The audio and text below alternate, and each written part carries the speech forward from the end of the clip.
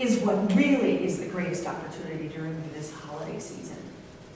And if you can take that time, when you take that time, you will see that if you let go, you can let God take you on a journey that you haven't experienced before.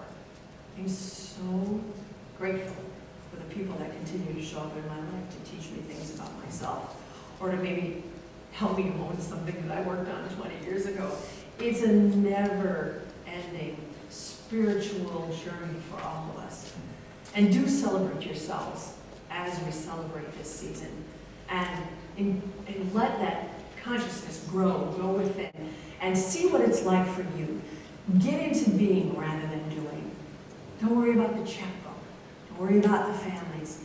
Just love yourself in that moment and be. Just be. Eckhart Tolle says it the best. And he could talk at the most mellow pace. Did I tell you the story? When I bought his CD, which I love to listen in the car, I actually put it in, and he talked with the greatest pauses in between. And I thought, I can't listen to this. And it said, don't operate any machinery while you're listening to this CD. Seriously. But you see, that's a challenge for me, to slow down that long enough to be able to just not be in my car on the go, but take that opportunity to listen to something like that as a guided meditation. This will always be my challenge, because I'm a multitasker, okay? And I'm a caretaker.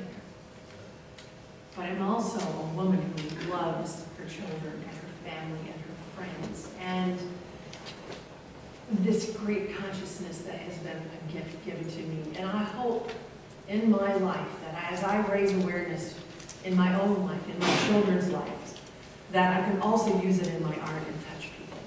Because really, that is what I'm here to do. After my heart thing, when I was singing at a church service, and it changed my life when I heard this. It was just still healing. It was about a year and a half, and people said, you gotta write about you. You gotta write about this. And I said, what? Write what? Everybody's challenged. Everybody's challenged. Until the girl said, no, you will live your gift. Okay, I'm up to the challenge. I have to live my gift.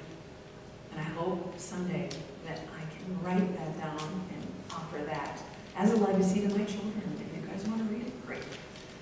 But as a legacy to my children, that if you do nothing else, live your gift. Be quiet at this time. Choose that higher consciousness and know this is your birthright. Every year, every day, every minute, to have that Christ consciousness created in you so that you may, for the highest good of all, be there for other people and yourself. It is your joyful spiritual experience within a human body. And I hope that you have a blessed holiday season. Before I say goodbye, a couple of things. You know, when I did my intuition talk, I was talking about how I couldn't get off my topic, trust your gut, which wasn't really that nice of a little gut. I don't know, I guess, trust your gut. And I kept seeing things coming to me saying, yes, you have to just stick with the title, trust this, trust this. Well, as I'm shopping for people, I found this. And if anybody, I have to say that this jumped off the table at me. This topic of being, this topic of keeping it sacred. How do we keep it sacred? I really like this book. Are you familiar with Karen Casey? If not, this is Change Your Mind and Your Life Will Follow. 12 great steps in here too. She talks about keeping things sacred and how important that is, no matter what you do in life. So, before we get to a piece of music, I think I'm going to do a meditation. You want to play for me?